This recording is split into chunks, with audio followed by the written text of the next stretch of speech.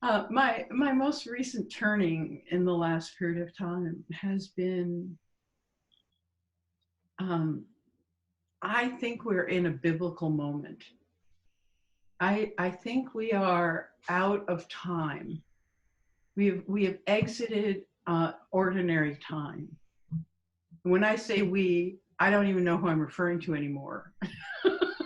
Yeah, you know, yeah. I say people like me, like old Jewish women in their 70s, hyper intellectual boomers. I don't know. I don't know who the we is anymore, but I I think collectively the this unraveling. I just have it's like when I say biblical, I mean that, and I don't mean fundamentalist biblical like the battle of good and evil. Maybe that's what's going on. We're just sort of like little, extras in that movie. But it at very least is asking, is doing a way deeper cut into who we are in relation, who I am in relation to this world. What is being really asked of me by reality? It is not just fielding cool little, memes. It is, there's something thunderous about what's going on. Mm-hmm. It's I'm Dean Walker, and welcome to the Poetry of Predicament podcast, a podcast for people brave enough to face humanity's challenges and problems, and most importantly, our numerous predicaments. The Poetry of Predicament is a podcast meant to inspire us to bring forth grace, beauty, and connection with the web of life in the face of a predicament-laden world. In this episode of the Poetry of Predicament, help me welcome transformational author, teacher, and pioneering thought leader, Vicki Robin. Hi there. I just wanted to add a bit of introduction to this particular episode of the Poetry of Predicament podcast. In this episode, I am interviewing Vicki Robin, who has been a transformational author in the personal growth industry for more than 40 years.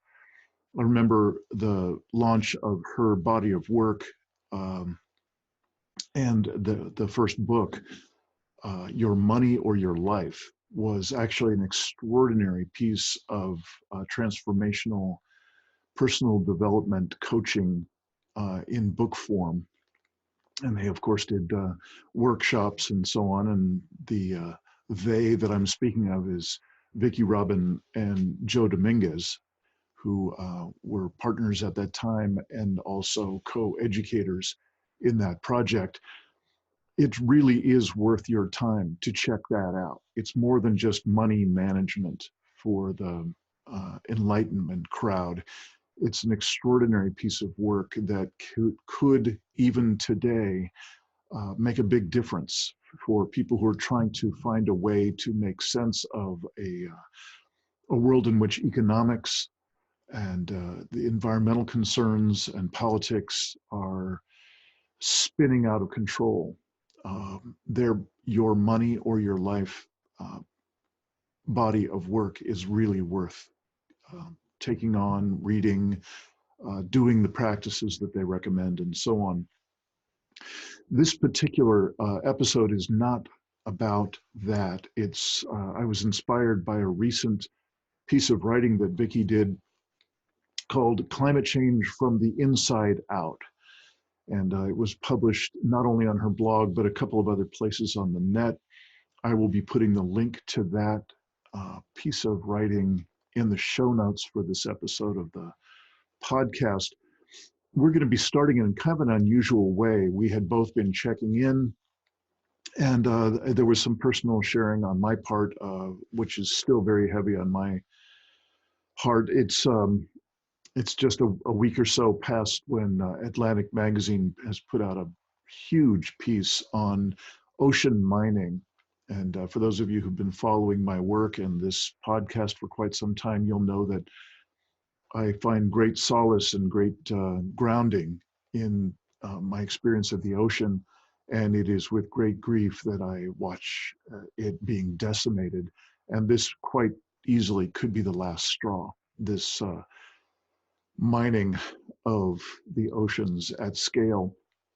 So I will be putting the link to that article as well, even though it has very little to do with this interview with Vicki. She's just kind enough to ask me about how's it going for me, what's current, what's heavy on my heart these days.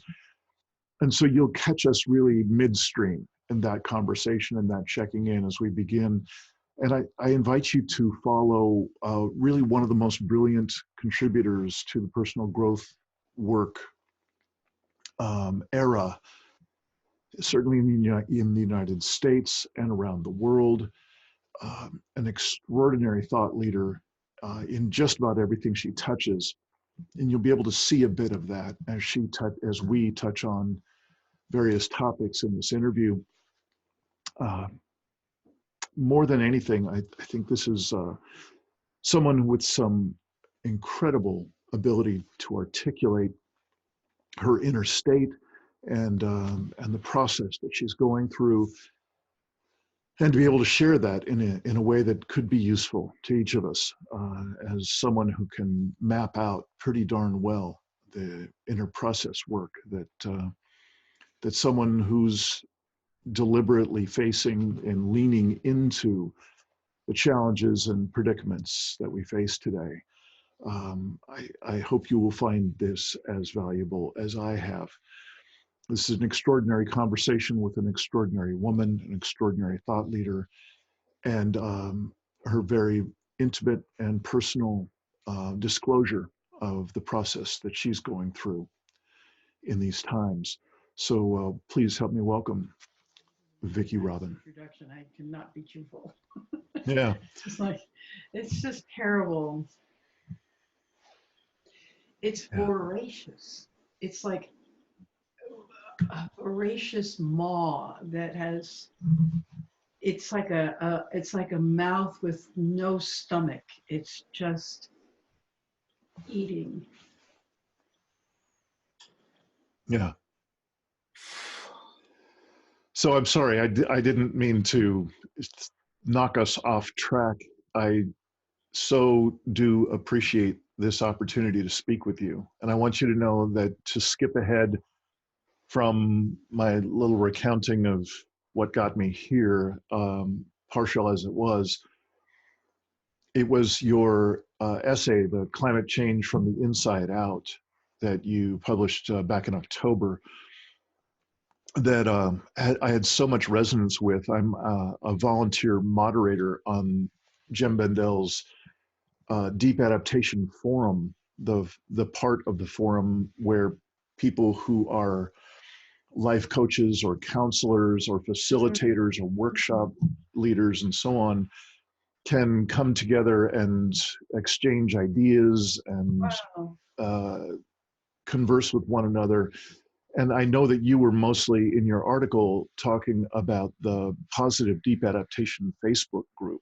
Yeah. And so I think there's some overlap there. And, you know, Vicki, what I'd love to do is first and foremost, just thank you for your work officially here. As I one way or another, I'm going to make this the beginning of our interview. Okay, I'll stop crying. Oops, my cat. Okay. Here's my cat. No, just so you can see. and if I could just,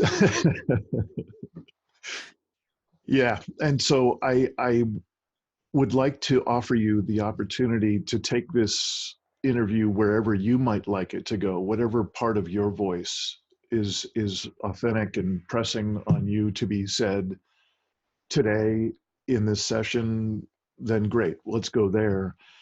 And if you don't have anything in a given moment, I have plenty of nudging questions to pursue. And heck, we could just track along with your article and whatever you're sparked to share about what had you write that, and what's so, even just a couple of months later, how is this living for you now?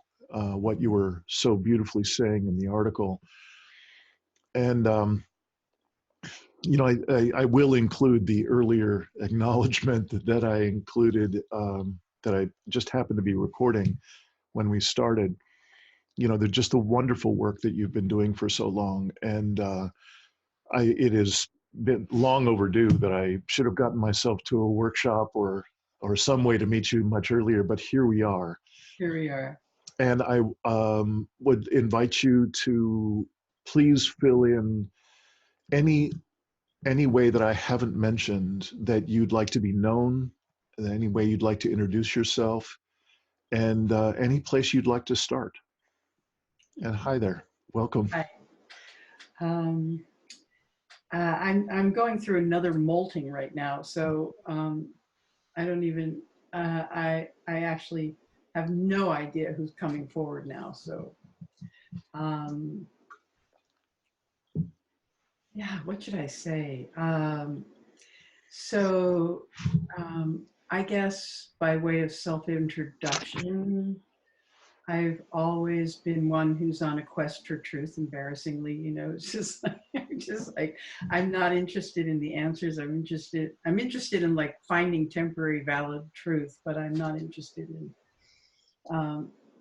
in sticking with it like super long beyond my point of interest. Although with your money or your life, I really thought that was a lever long enough that it could, I really thought we could avert disaster, and that all we needed to do is get everybody to rethink their relationship with money. And that was our little hammer, your money, your life, was to do that. And I gave an entire decade to that. My partner died in sort of 2/3 of the way through, and I kept going because I was on a mission, because I could see it. I mean, I've told this story other places, but I got my first level of religion at the Globescope Pacific Assembly in 1989 in Los Angeles. It was the first major hearing on the Brundtland Commission report, our common future. Yeah. That introduced the term sustainable development, came out of a decade of UN conferences, UN research on basically our predicament. So there, I heard every head of the environmental organizations, all the researchers from around the world who'd studied this juggernaut between economic expansion and environmental integrity. And they all said, basically, the level of pattern of consumption in North America was the biggest driver, and everybody was clearly clueless about what to do about it. And I'm sitting in the back thinking, no, we have this little program. See, it's like when people do it, they lower their expenses by 20%. I know because I've talked to them. So I think I have a fairly innocent heart, and it's quite beneficial to me. And it hasn't gone away yet. It's just, there's a part of me that is sort of 4 years old and Mary Jane's thinking I can help. I've got a similar thing in myself. I call it my naive part. And I've gone from kind of disdaining it and wanting to hide it away to now I really encourage it and keep it right up next to me, sitting on the chair with me. Exactly. So yeah, so it was a big disillusionment at the end of the decade that we had assigned ourselves that we were going to change this thing. And we were serious about it. We thought we were in alignment with so many other people. Oh, we're on part of the team. We're all doing this, sustainable development. And I did other things. I helped to start one of the first sustainability groups citywide that developed indicators of sustainability, Sustainable Seattle. I did a variety of things in that decade. And then when all the indicators of had we succeeded in achieving a lowering of consumption in North America for the sake of our sanity and the sake of our planet, all the indicators, all the national indicators were, no, actually not. You know, debt's up, savings down, you know, and it was like, okay. So then I went through a whole period of time of tossing out other initiatives. I started a dialogue initiative with some friends called Conversation Cafes. It's like, okay, it's just that we have to talk to each other and we're going to spread this around the world. And we spread it around the world, and it's very good. It helps a lot of people, but it hasn't made the difference. You know, I've been trying to I've been like aiming for shooting for the moon, if you will. At least I was, you know, Yeah. in the past. And did some of the original work on a training called Awakening the Dreamer, Changing the Dream. Wow. Great. And, you know, it was a team of people, some of whom from Pachamama Alliance. And yeah, so it's just, I was sort of a serial social innovator. And always with this thought of this sort of like inner certainty that it can be done because it must be done. This is like no joke. This has to get done somehow or another. There's a place, there's a chink in the armor of this dominant narrative. I'm sure there is. And of course, this is generational. I mean, I'm a boomer personified with all of the self-importance and all of the can-do and visionary and idealistic and all that entitlement and stuff like that. And yeah, and then I lost hope. I had cancer. I dropped everything, went within, had a marvelous inner awakenings, and but peak oil got me. I'm lying in bed healing from surgery, and I'm reading Richard Heinberg. The party's over, and I'm going like, yes, exactly, Richard. So then I got onto transition towns. You know, that was the methodology that came when I realized relocalization is it. This is it. If the big thing is going down, we're going to get little communities to organize themselves to be relatively self-providing. You know, and your money, sort of like your money or life at the level of community. And man, we gave it a really good go here on Whidbey Island. We had a thriving group. It's like my old joke about communities. Everybody wants community. Unfortunately, it involves other people, and that's the rub. Yes. So we hit all those other people issues. And so we had a really good run. We left a lot of really good things behind, one of which was being inspired to do this experiment of eating within 10 miles of my home. They're like, okay, fine, I want to relocalize our food system. Let's see if I could just do one person, relocalize my mouth. Because I realized I live on a semi-rural island that has a nice farming community in the middle. I mean, really rich soil. We should be able to do this. You can analyze it. And when we are a complete import economy on an island with a skinny little bridge, 2-lane bridge, you know, and a ferry that's like in an area of peak oil. Okay, so I got on that and I wrote a book about it, Blessing the Hands That Feed Us, and about, you know, basically committing ourselves to rebuilding local and regional food systems through passionate participation on the part of eaters. And, you know, part of that participation becomes working on policy change, working at all the levels of change making. And started an initiative called the 10-Day Local Food Challenge, which still is up there on Facebook, helping people take on the experiment I took on. Because for me, it's like, I like to offer these little sort of social memes, these sort of little, it's almost like tiny little programs that people can run in their own biocomputer to make an experiment, like doing the 9-step program in Your Money, Your Life. Just do it and see what happens. And the transformations roll from the self-reflective process and from the discoveries that once you unhook your mind from its habitual patterns.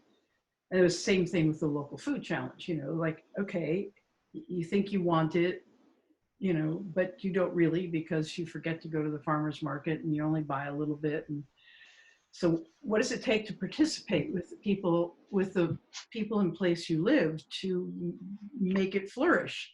So the challenge actually is very cool. People who've done it have had these great discoveries. And then, then what happened is that I found out that we have a naval air station at the north end of Whidbey Island. And it's this single site for a particular jet called the Growlers, which is extremely loud. Like the EA-18 Growler is like the Hornet or the, some of these, like the Air Force jets, et cetera. And it's used for electromagnetic radiation detection. And so they have to land and take off from aircraft carriers. The entire fleet is on Whidbey Island. They do all their pilot training on Whidbey Island, pretty much. And they do it in a legacy airfield in the middle of our farmland. And I found out that the farmers cannot farm when those jets are doing their touch and go landing. So it's like they were like, I realized that I can work at a community level. Even just my little effort to work at a little thing called a little island in the Pacific Northwest, we are not insulated from the big forces. The Navy can declare itself entitled to do its training, Sound of Freedom, and ruin our farming community, which is our breadbasket.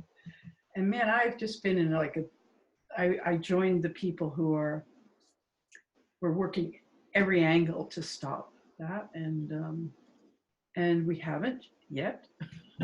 But for me, the last 3 years have been this realization that there is no way to create a pocket of sanity in this world, because the larger forces are going to bear down on all of us. And then we found out that the firefighting foam used on the airbase has put PFAS and PFOS, perfluorochlorides, in our water table. So it's not to a level of EPA contamination, but there are pockets of deep contamination. So it's like the world is upon us. There is, and then, and some place around then, my capacity to be cheerful and positive and possibility thinking in the face of what's going on, it's just like the download was too big and I cracked. And that's when I found deep adaptation. Yeah. If I could just stop for a moment with you, Vicki. I'm kind of notorious for my pauses. Okay. And I would just like to pause here because you've shared so much of what you've observed and what you've interacted with and what's been daunting to you. And for someone who's fought the good fight for so long, and for you to get to your threshold and then be nudged over it, I think it's an important place to share for people who are far behind you on the path of trying to make a difference, of trying to wake up, of trying to engage in this world with a bit more truth, and just fledgling at it. And to just pause and realize there are places where people who have been at this a long time, who have a huge capacity and a huge skill set for self-regulating in the face of daunting scale stressors. And you've just expressed recently that you hit a limit. And before we jump to what surfaced as you connected with other people, and perhaps it was the Positive Deep Adaptation Facebook group or elsewhere, I'd love to get there, and I would like to go there. But I'm in this conversation every day, and it sounds like you are too. And I can forget the scale of what we're talking about. And so the pause. Mm.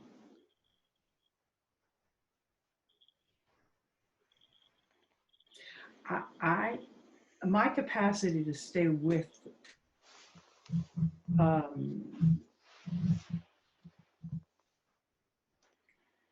the inevitability of collapse is really strained. Mm-hmm. I'm one of those little bathtub ducks, you know. You can hold it underwater and I'll bounce up, you know. So there's part of me, I don't, I still have a sense of there's got to be a way. Because look, humanity's been here for a very long time. We've hit this many times, and we've gone through contractions. We've gone through horror. You know, it's like this is a repeating pattern, and yet somehow we're here.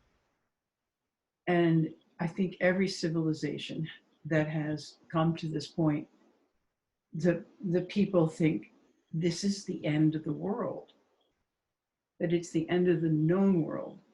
And I don't know what's beyond this, but and it's not like I hope there's something beyond it. It's just that's part of the pattern too, you know.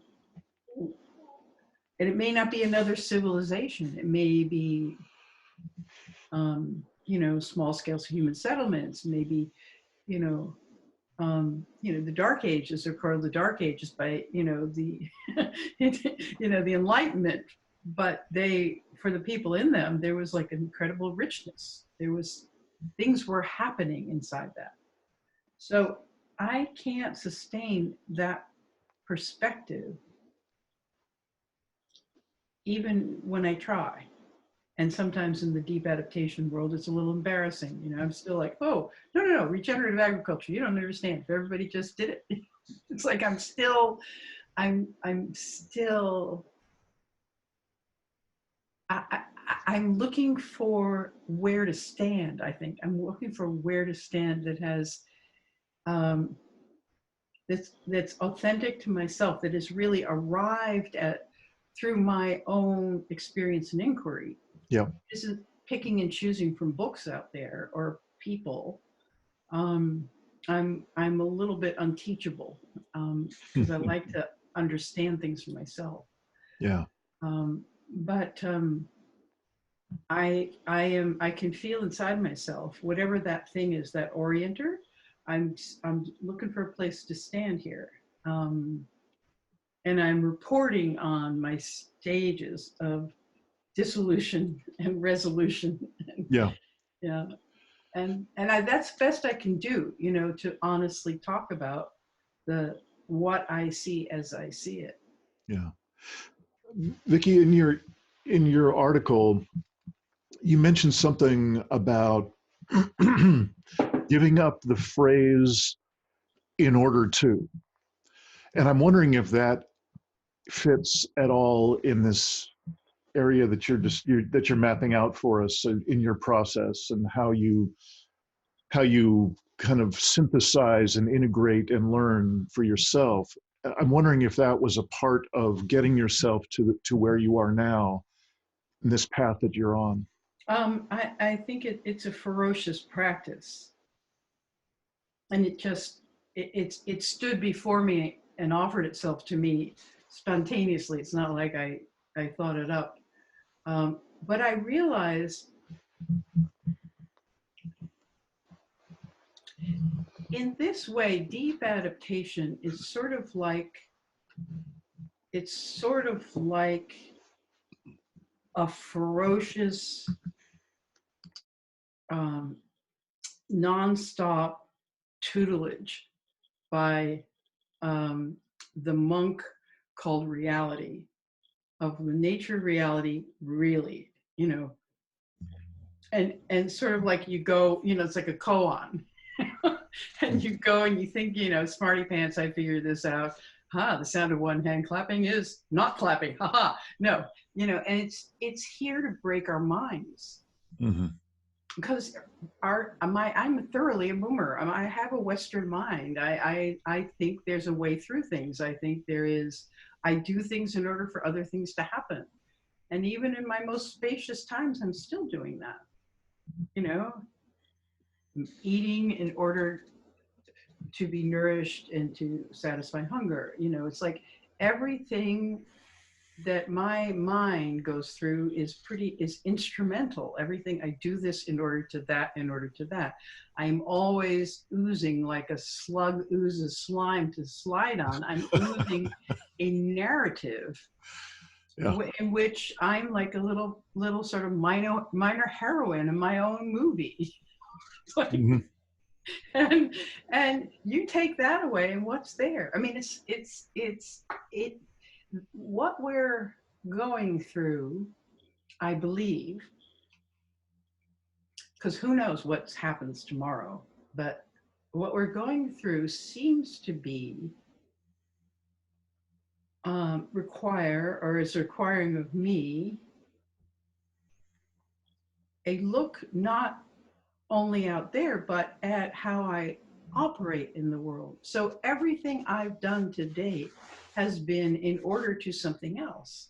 Like Your Money or Life was in order to stop this shit, I mean, Transition Would-Be was in order to prepare my island, like the local food challenge is in order to like enroll people in doing what is absolutely necessary, which is like bonding with shorter food supply chains, because man, shit's hitting the fan, Mm-hmm. And so everything I have done has been like this little soldier out there.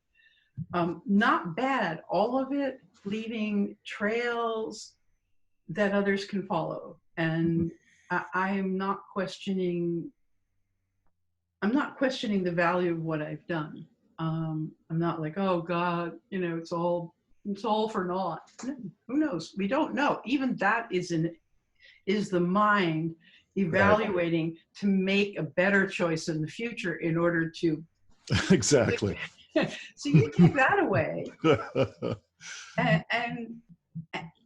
and what have you got? And honestly,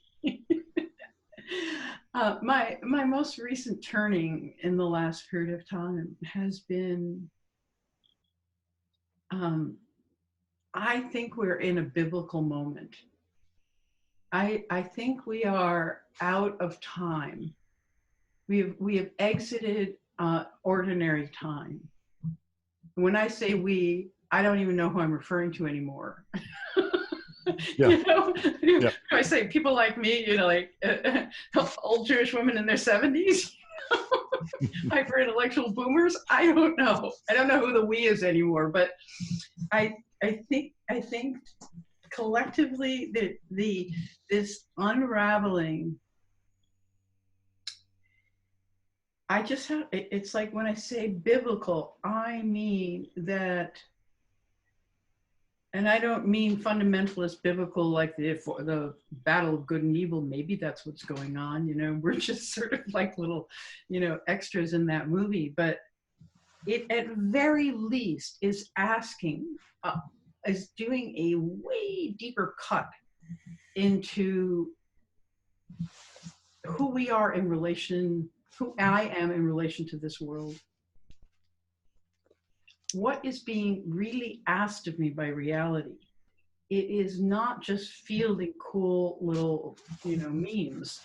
It is, there's something thunderous about what's going on. Mm-hmm. You could call it existential, but for me, for some reason, the word biblical, it's a biblical, we're being visited by the floods, the fires, the plagues. Yeah.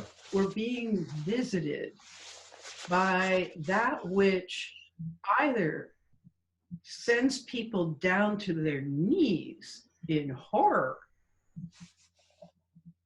where the only way to escape is by letting go of your whole your whole identification.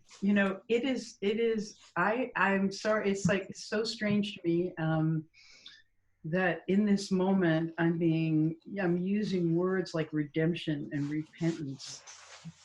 The thing I loved about the regenerative, my being at the Regeneration International movement and meeting all the people in that, their annual meeting in Santiago, was I realized this is a story of redemption. We have fouled our world, we've ruined our world, and we have a chance to make it right.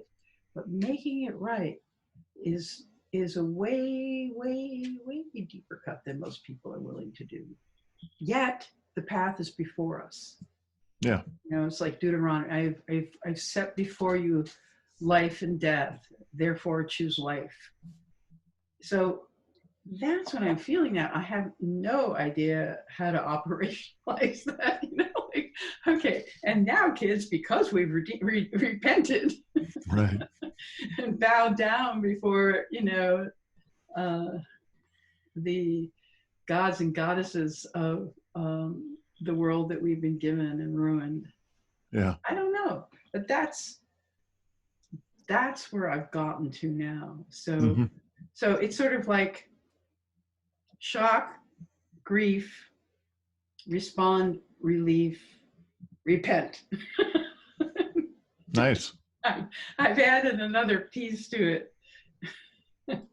Well, it's so interesting to hear you lay out this progression that you found yourself on, and thank goodness you can articulate and map out for us to share.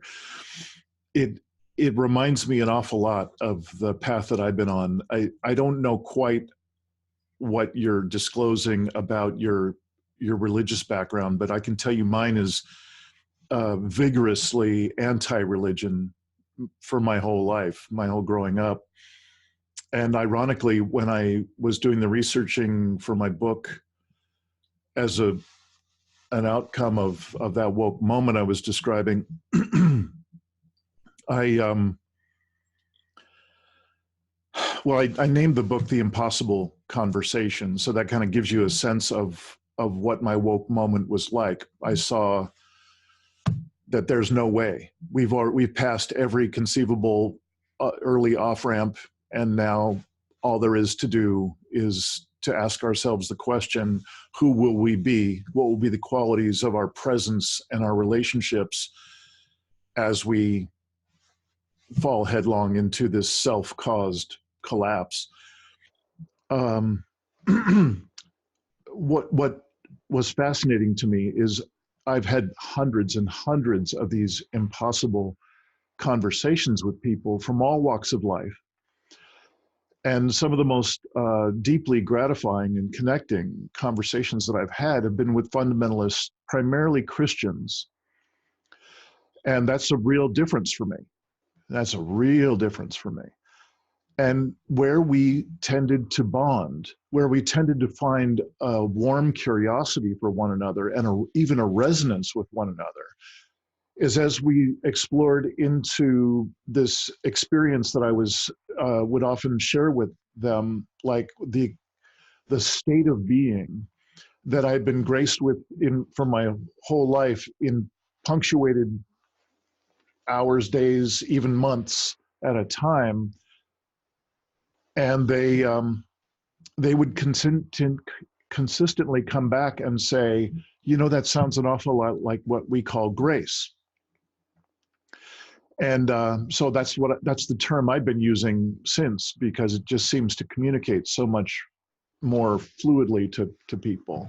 Exactly. And that grace is what had me survive my growing up with an alcoholic mother and extraordinarily troubled early times and lots of trauma and so on.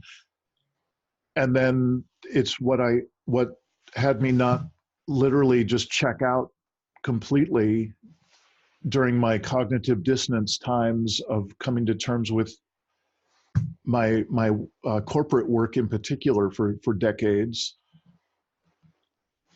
And now as the stressors grow ever larger at a existential level, that's really the center of my body of work. What you were just describing is the center of my body of work, which is, come, let's gather together and let's first notice what got us here.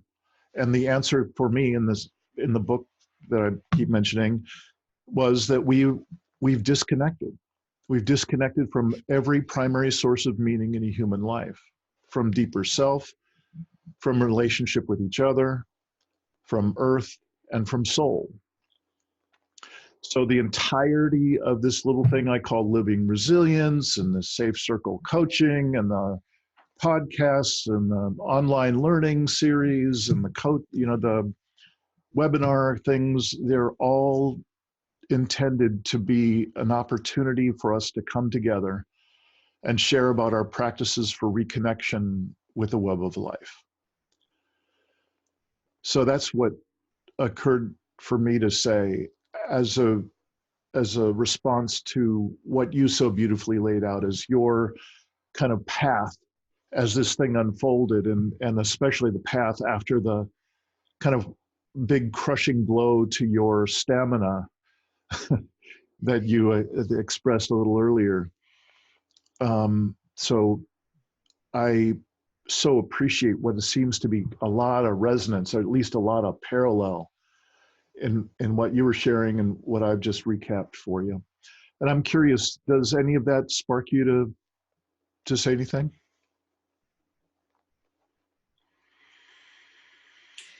Well, I mean, what to say?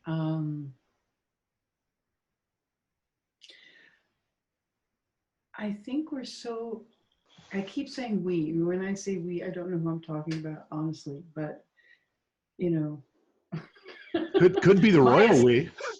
My assessment, my limited assessment of everything.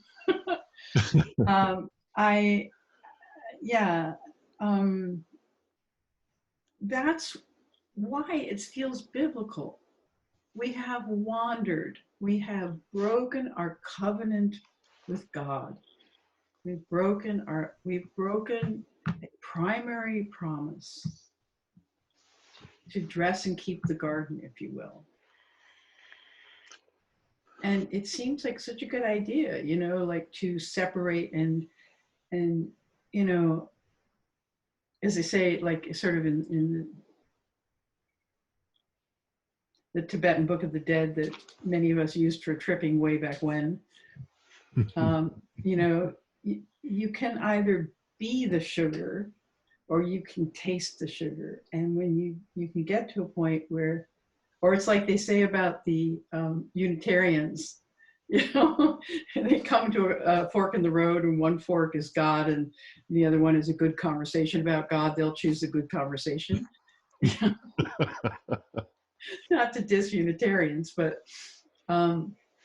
we are not, whatever that we refers to, I'm stumbling on it now. We are not a faithful people, and faith is not something that's sort of like an add-on, like brownie badge. Faith is falling on your knees before the divine. It's like, it is not you have to surrender sort of your entire brownie badge sash. You have to, like that is, and I have another post that I'm working on called Repent, Another World is Possible. And, this whole Another World is Possible thing, which, that was a theme song of the 2001, I went to the First World Social Forum in Porto Alegre in Brazil. another world is possible. It was Arundhati Roy who said that. And we were so yearning to like bring forth that other world, but we were trying to bring it forth as if we had the truth and those other benighted people called our parents and corporations and other people, they were the ones who were stopping it, and we were the good guys and they were the bad guys. We've had good guy, bad guy things. I just think this is deeper than that. And I don't know even what I'm saying right now. Mm-hmm. Mm-hmm. That's how fresh off the presses it is. It's like we don't even get to know what this other world, this other possible world is without going through whatever we want to call it, the hitting bottom, the actual relinquishing, the thing that we thought was saving us is killing us.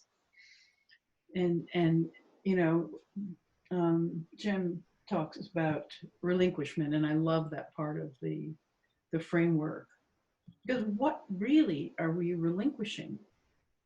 We're relinquishing that we can fix it. We're relinquishing identities. I mean, this relinquishment seems to me to be the first step of relinquishing the thoughts you had about how things were going to turn out. So I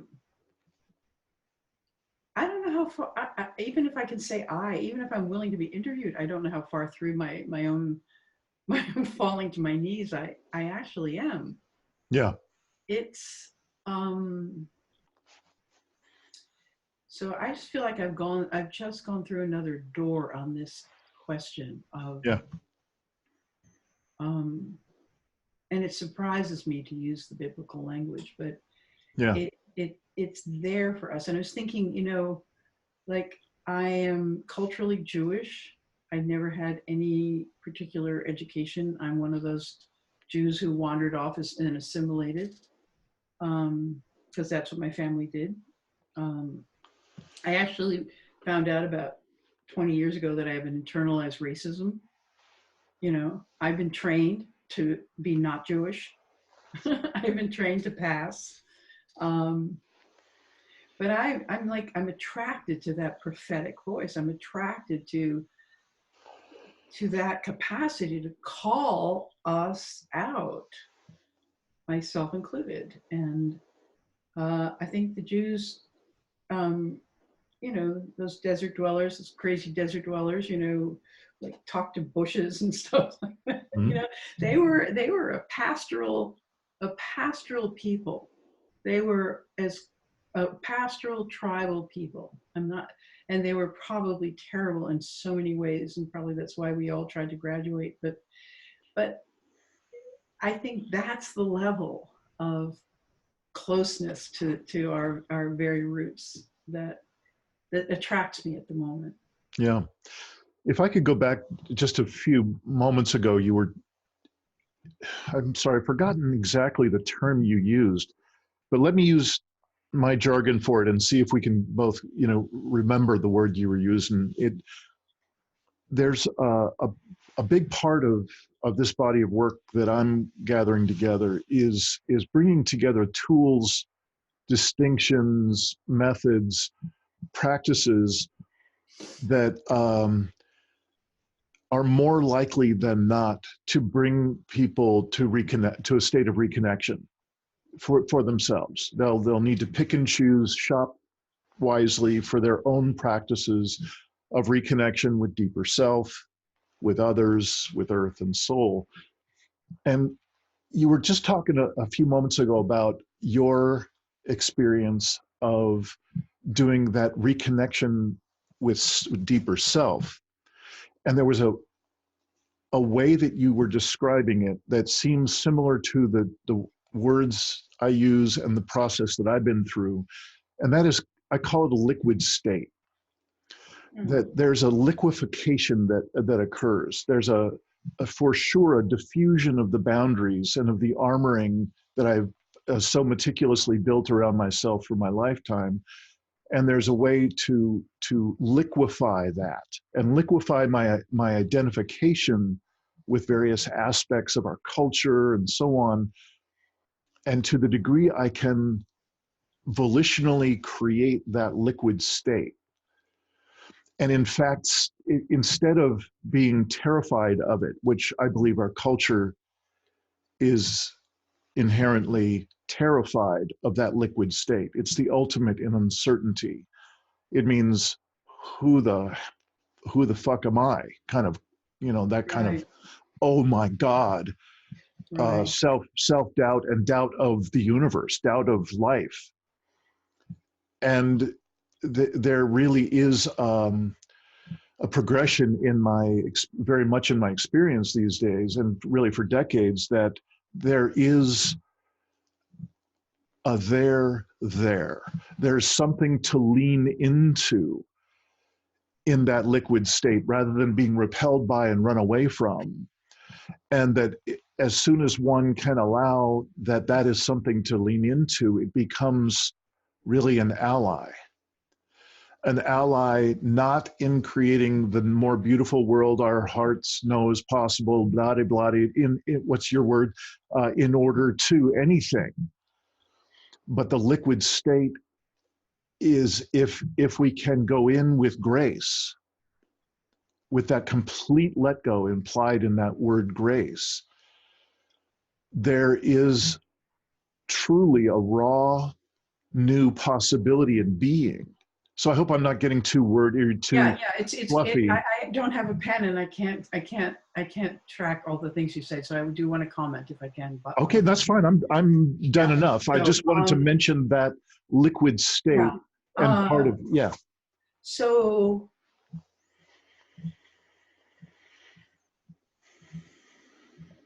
um,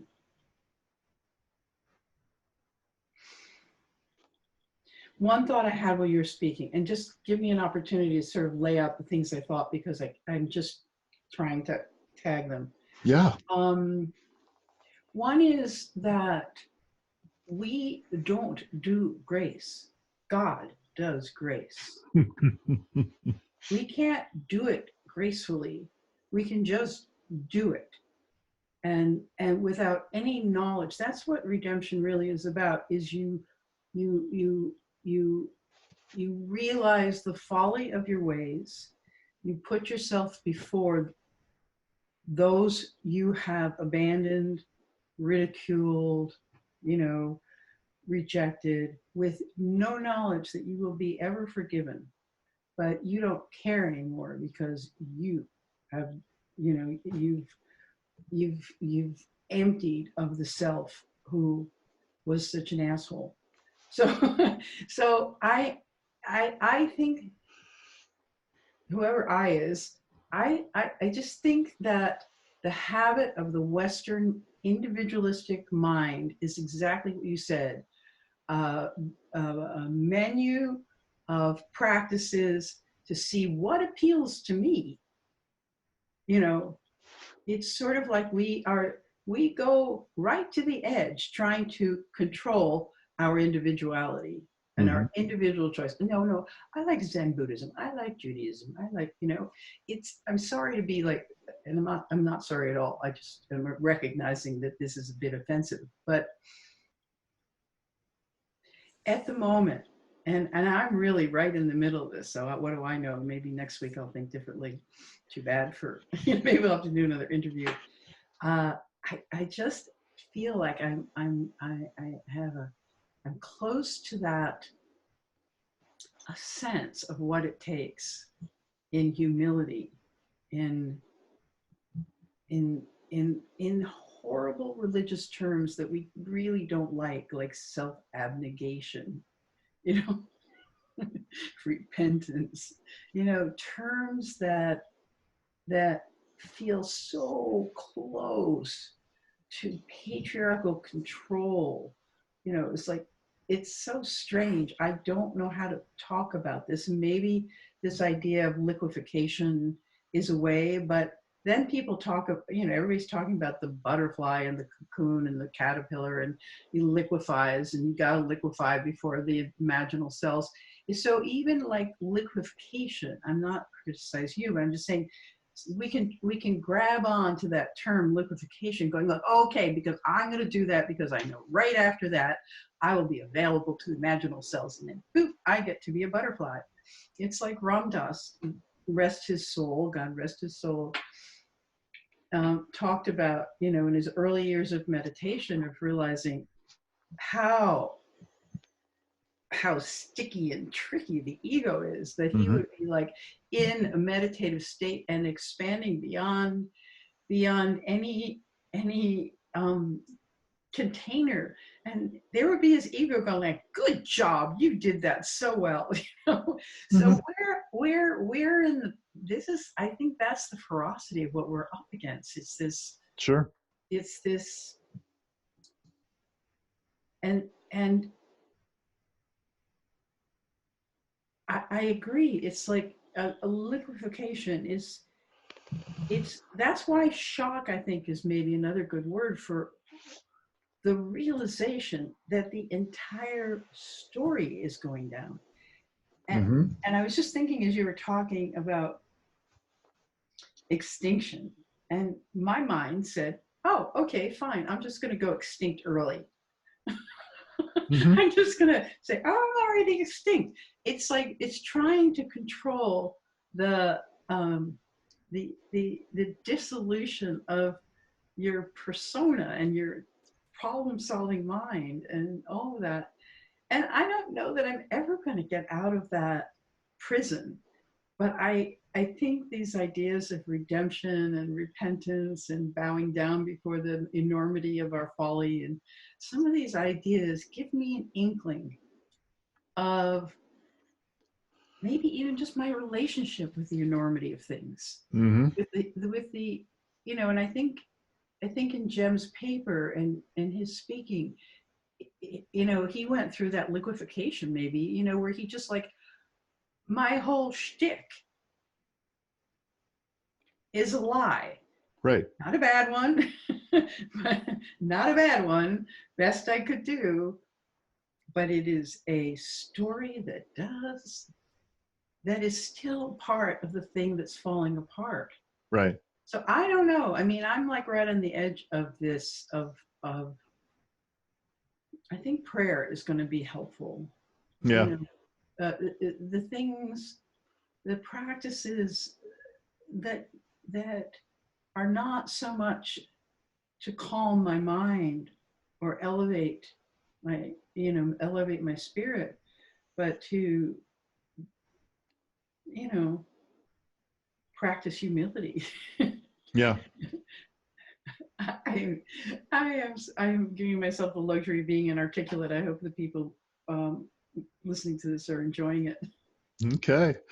Well, I would like to just take one last little loop back through the area that I was trying to just kind of offer you a sense of resonance with what you were describing, and how that seems to show up for me. And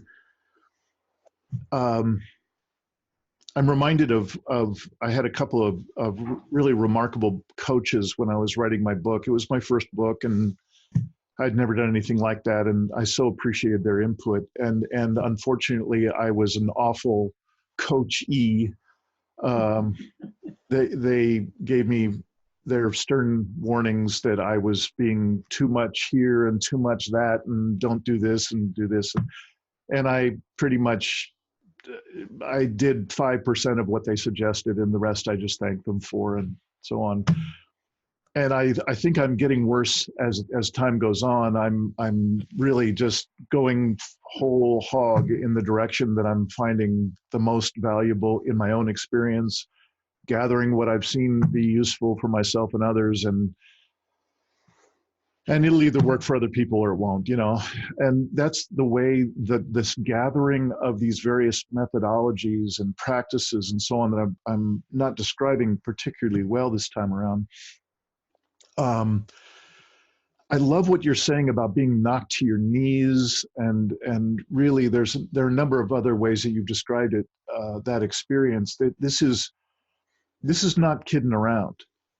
In my experience, you know, the liquid state that I'm talking about, this is not fucking around. This is the real deal. And we fear it for very good reasons. Right. We usually avoid this shit like crazy. Like we build up the world's greatest military to never have to feel that shit ever again. Right. And so I'm not kidding around with this, and I'm not just throwing it out like, and then we can all be enlightened. And you know, you were saying something about the kind of common parlance of the liminal state that the butterfly goes through, and so on. No, this shit's serious. Yeah. This is not a pleasant little thing that in a weekend workshop I just happen to bust through, and then I'm done and everything's cool. But what I am seeing with a handful of the advanced practices that are in this kind of toolbox, if you will, that I'm gathering up for myself and others, there's this extraordinary, fairly usual access to grace. I love what you said about this is not something that I generated, something that is at the level of the divine, and I either access it or I don't. I wanted to just loop back through and mention that.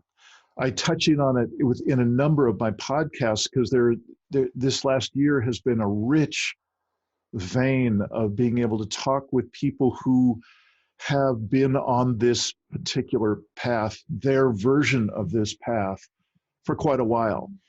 So they're really well resourced in a way that they have a massive capacity to be able to be in the face of greater and greater stressors, both globally and in their individual lives.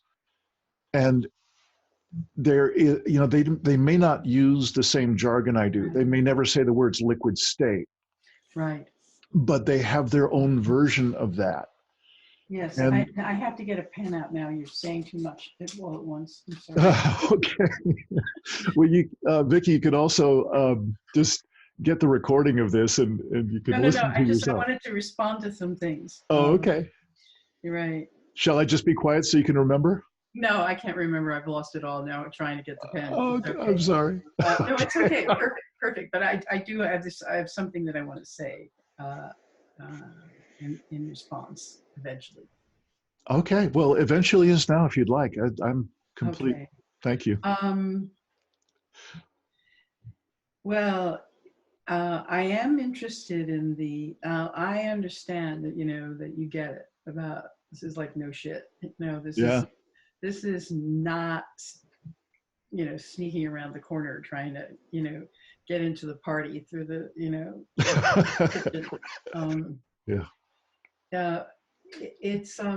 it reminds me that another project I did was I wrote a book when I was speaking about your money, your life, and trying to trick people into not consuming as much.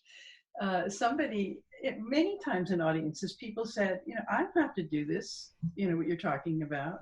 It's a free country. I can do whatever I want. And I thought, wow, that is a backdoor, that idea of freedom. Like I didn't consider that there's that back door. And then I realized that freedom in America has become entitlement. I mean, even the best of words become tools to escape.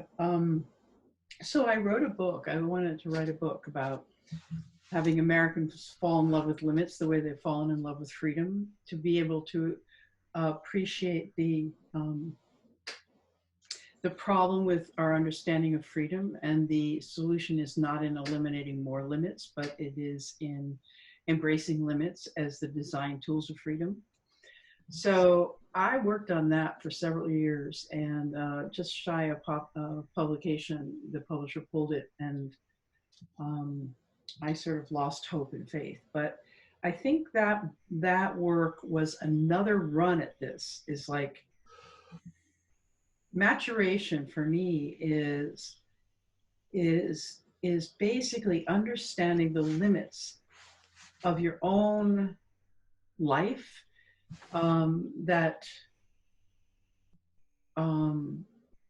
there are things that you will or will not do. One of the things you will do is die, and many of the things you will not do are things that you thought you would do. You know, is that coming to terms with the size of yourself, the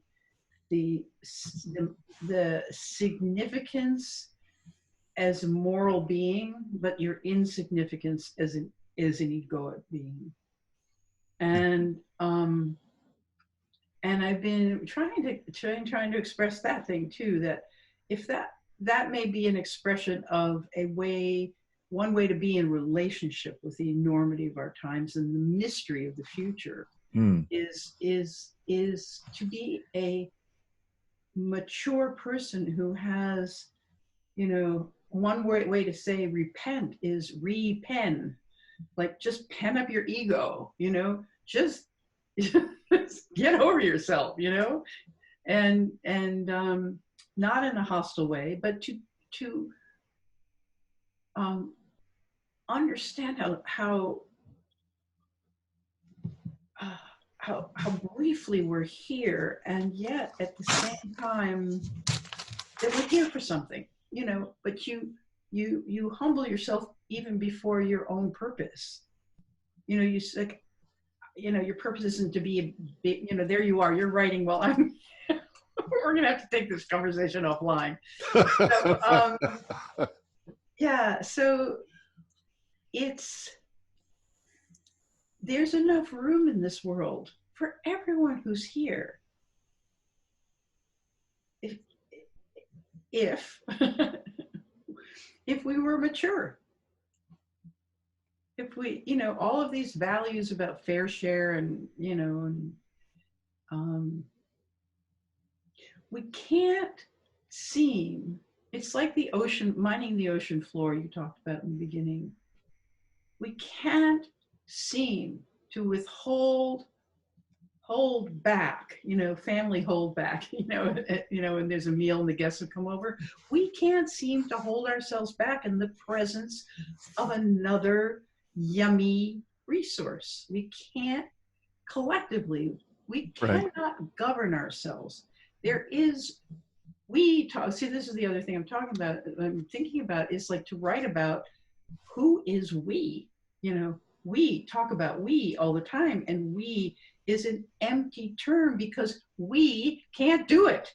Yeah. We cannot surrender to something together, to something, a higher principle, just even a little bit higher. Forget God, just something like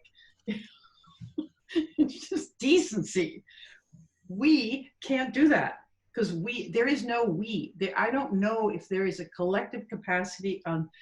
If there is where does the mind of humanity consult with itself? Mm-hmm. I don't think it does it inside my head. Although I would welcome the conversation. Where does it do it? It's, we've defanged every capacity that we've built, good people have built to like have the conversation that we humanity need to have about governing ourselves. It's like as Dwayne Elgin says, we are immature as a species. So there's a piece of this that is like post repentance and redemption. It's like post redemption. There is a way of life.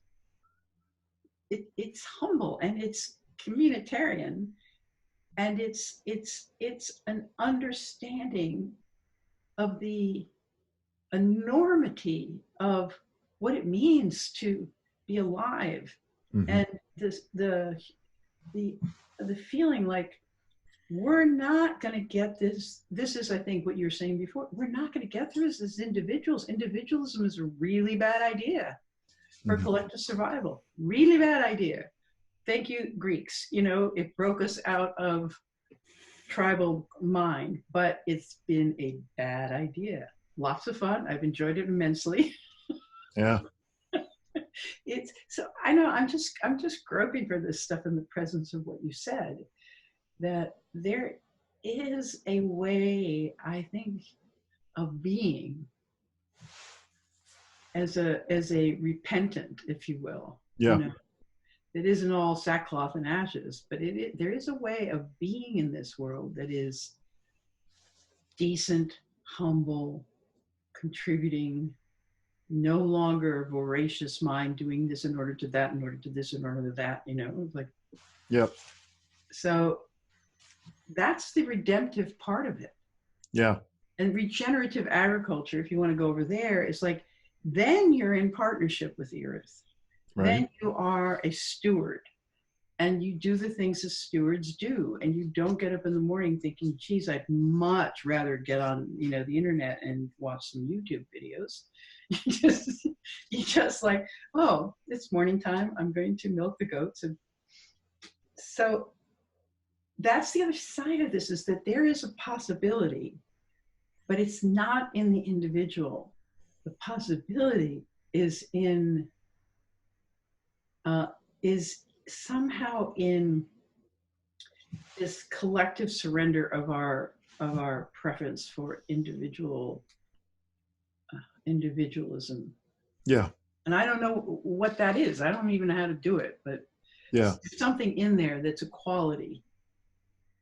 Well, I'd love to just loop back, if this is a good moment, to something Sure. you shared, I don't know how many minutes ago. There was one relatively small project time in your life that you were describing. It was about, I think you called them conversation cafes. Mm-hmm. Like, it sounded like you were in seeing that one piece that was necessary to move forward at that time, and for that matter now more than ever, Right. is that we need to come together as whenever two or more are gathered, kind of a thing. Right. We need to come together and have that synergy that's only available when we open our mouths and we listen with one another and start to share, and then start to grow that relatedness and that sharing. I've been noticing a similar thing in each of the four domains that I've been mentioning, about those four different kinds of essential disconnection: the disconnection from deeper self, others, earth, and soul. And with others, it's seems like one of the easiest to point at, particularly in these times. We're in time of connectivity like never before. Unprecedented global connectivity, with also unprecedented loneliness and lack of agency and lack of meaningful relatedness at the same time. And so it's been a conundrum for me to build out this part of the toolkit that I keep describing. What are some of the tools, the methodologies that are available? Because there are some that are available these days that weren't there 10 years ago, 20 years ago. And I don't know that any of them is enough or will significantly shift anything. But there are circling methodologies, for instance, that show immense promise for at least a sense of safety and a sense of being invited and in being included with other people, and possibly to shift it to becoming a task group or a project group, or with some sort of shared intent. And that there could be that forward motion that I think you were talking about in the conversation cafes. Right. Yeah. Can I? Yeah. Yeah. So, I actually think the conversation cafe, it's one of those things that it seems so simple. That's why it's used around the world now. It's sort of the gateway drug into the dialogue and deliberation community, you know, because it's low bar entry. It's the structure is very, let me see if I have one of my cards. No, I don't. The structure is deceptively simple. And I want to just, I'll describe it a little bit. What I want to describe the experience of it. Basically, there's a series of agreements basically around listening, because 90% of communication is listening, but people think it's talking. Um, and you know, and the basic ones of sharing airtime and you know, safety, etc. But we also had two ancillary traditions. One is no committees will be formed, so that there was, and no marketing, so that you felt super safe in this dialogue, that you weren't going to come out of it with a to-do list, because we all are doing too much. So this was designed to be a safe space for pure inquiry, for refreshing your own mind in the presence of other minds, for unpredictable insights that come not from necessarily you holding forth or something somebody said, but from the experience of entering the dance. And for me, with the experience I would have regularly with the conversation cafes, and I did them every week for 3 years as we were, you know, putting them out there in the world, and there would be a talking object, and it would be like 2 rounds of talking stick circle sort of thing. You know, first round, just, you know, introduce a topic. The topic could even be, what is alive for you now? Or it could be, what, bowing down, what does that mean? You know, it could be anything, but you set a topic that has no embedded assumptions in it. And then the first round is just everybody's thoughts on that.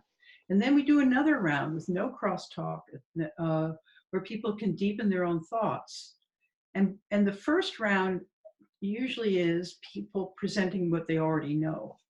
And the second round tends to be people starting to get off center on what their already prepared self, and into a dialogic self.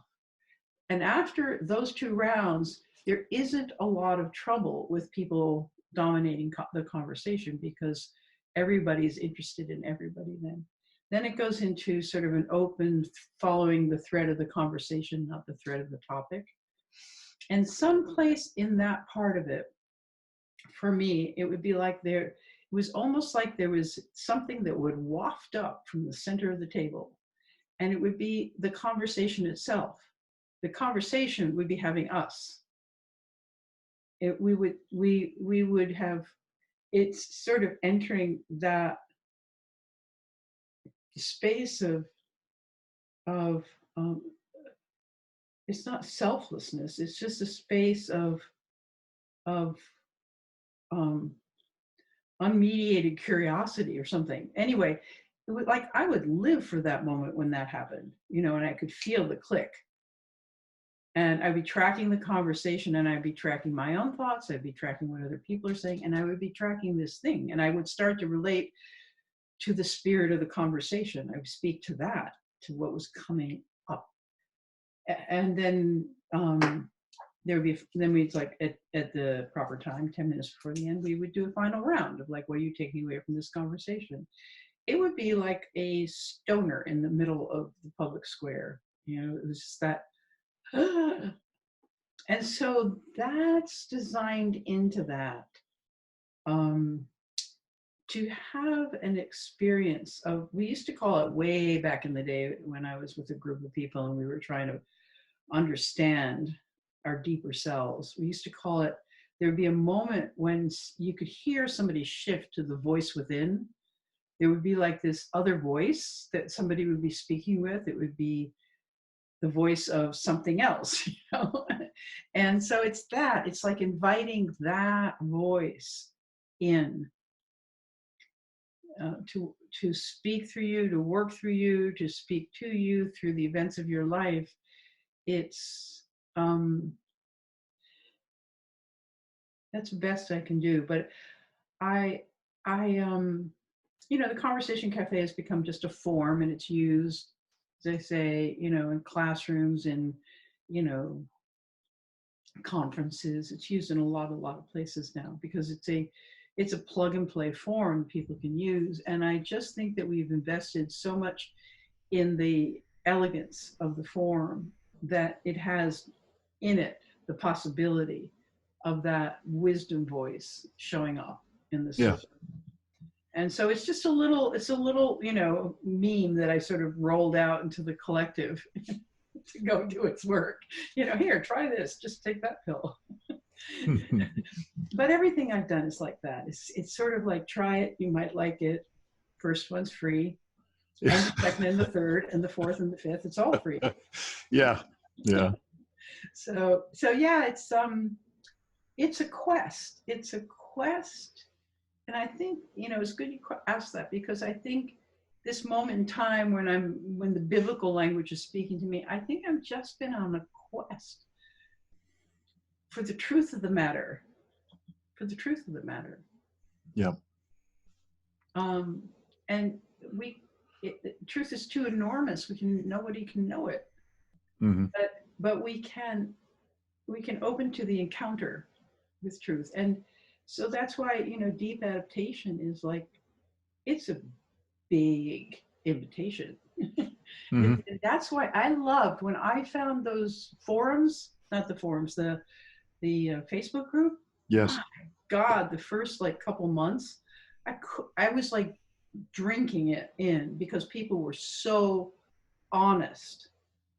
Now it feels a little bit like people, even including me, I'm sorry, are just, sort of like there's like bubbling up, people who are writing about it, who keep posting not their personal stories, but they post their, their sermons or their theories or their Medium articles, and they're all good, but it's not as personal, I feel, anymore. Mm-hmm. It doesn't have that vivid encounter with real people really, really, really, really grappling.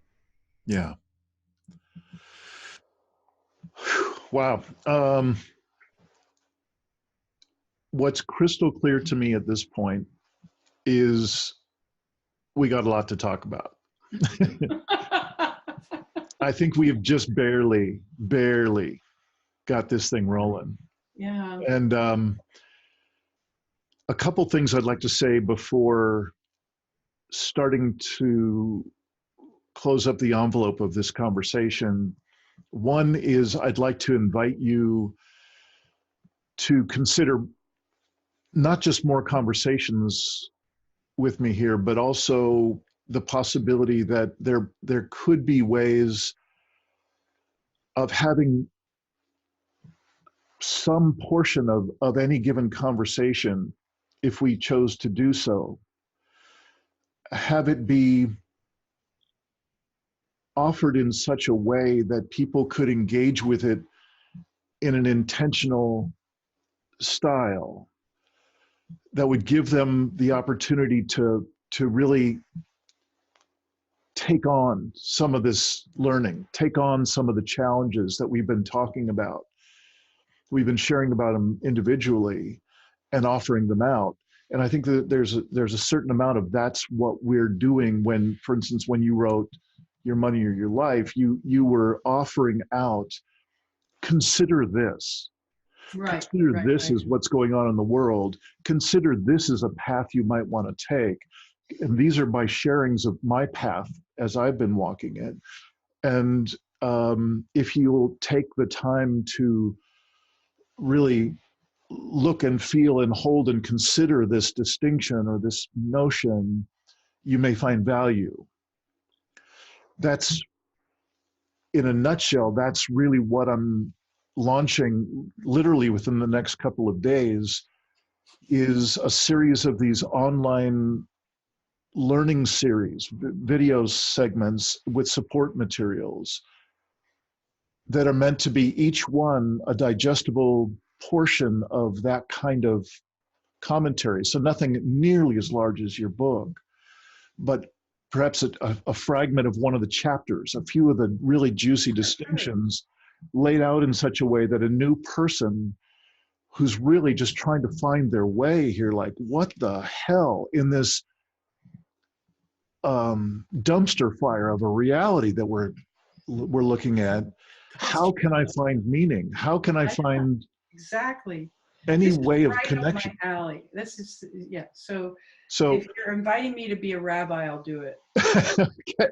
So we'll get to that offline, and I'm excited. I'm excited because I could see that happening so easily, and I've rarely bumped into somebody as prolific as you. I mean, just telling from this hour or so we've been talking, just time after time, you start to roll that machinery, that beingness that you so easily express.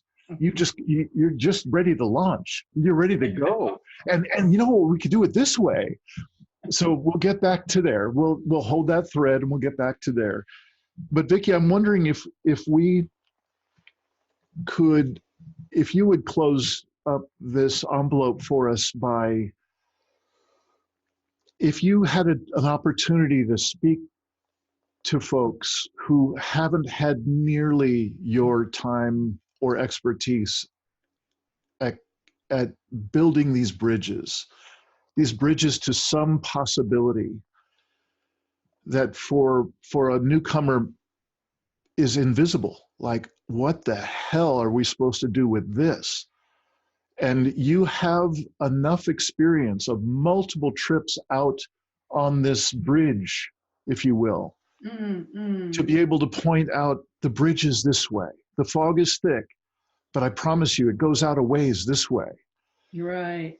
And I'm just wondering if you could speak, if you could remember back to when you began this kind of conjuring and this kind of trailblazing. Could you put together some words and some sharing for people for whom this is new? And it's daunting as hell because it's never been in an existential level for the entire planet before. Right. Do you have any words to share with them to help them access this bridge and how to keep their hearts open in this impossible conversation? My core reality is it's a relational world.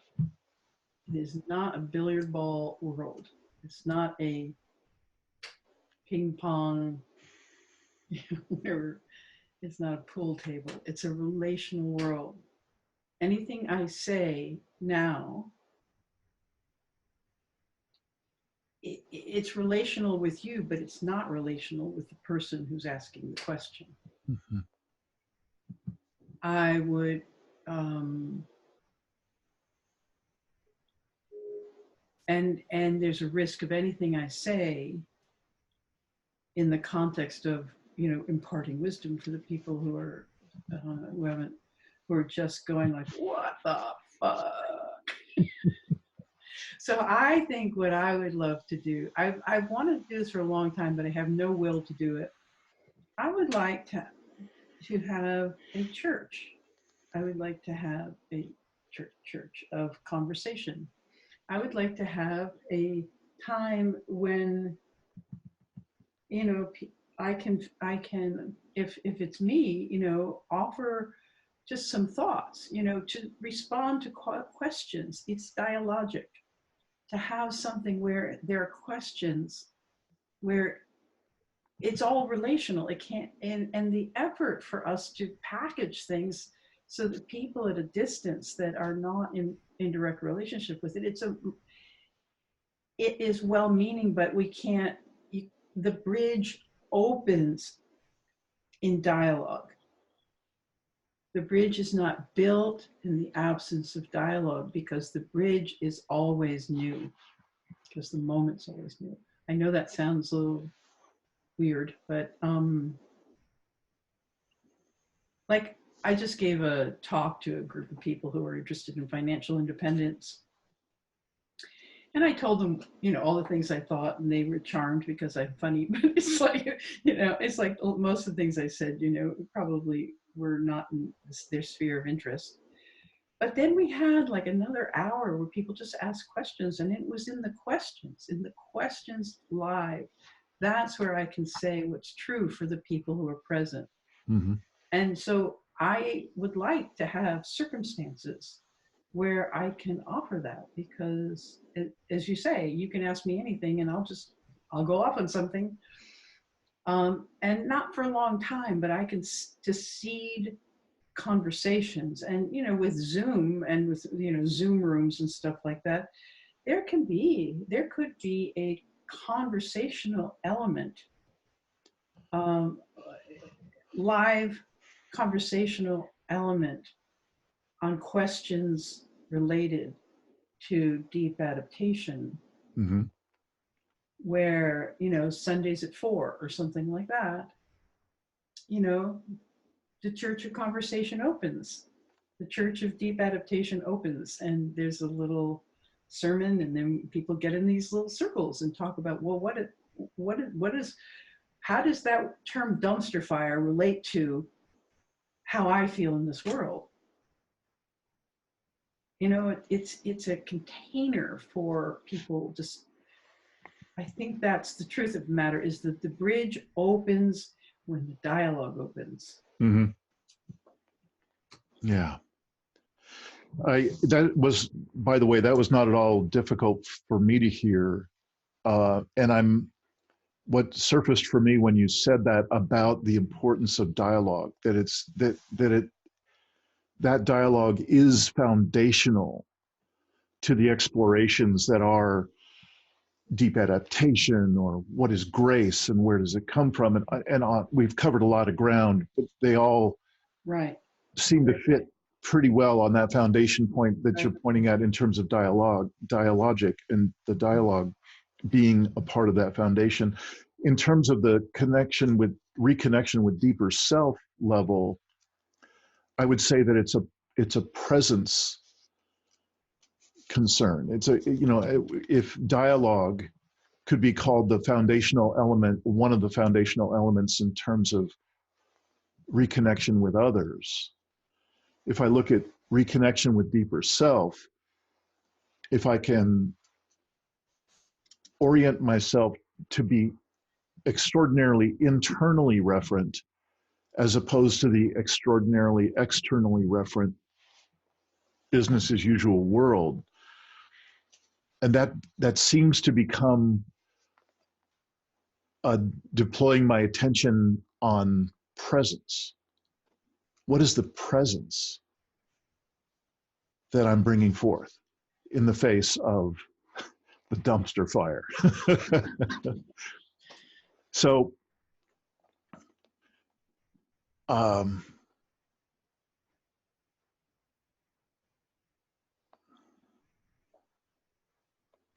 I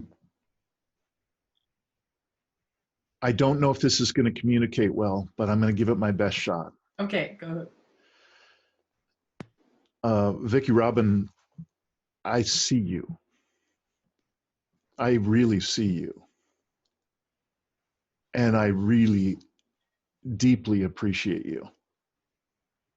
In just 1 hour's worth of conversation, I feel so affirmed in one of the layers of possibility that it is to be a human being.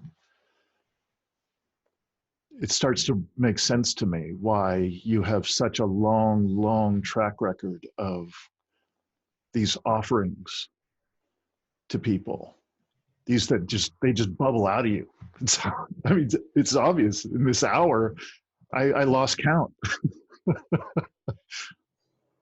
And so I see you as the generous presence and relationship oriented presence in this world. And it has just been a delight to get to know you and to hear you and to feel that presence. It's just been a real gift. Thank you. Wow, thank you. Um, you know, being seen is my love language, if you will. Being seen for what I'm up to and what I bring. Mm. Being received is the best. it's how I exist in that. So thank you. Yeah. And I have really enjoyed publicly getting to know you, and testing out some of my crazy ideas in this moment. Yeah. Thank you. Thank you for the invitations, and let's explore what arises out of this dialogue. And once again, Vicki, thank you for all you've done and all that's out ahead of you. And I look forward to staying attentive to whatever your next chapters are. I have a feeling they're going to be pretty freaking great. Or not. Yeah. But definitely not in order to anything. Oh, I'll fall back into that. Don't worry. Okay. But you can call me out. Okay. Thanks for watching another episode of the Poetry of Predicament podcast, produced by Dean Walker and the Living Resilience Alliance, www.livingresilience.net.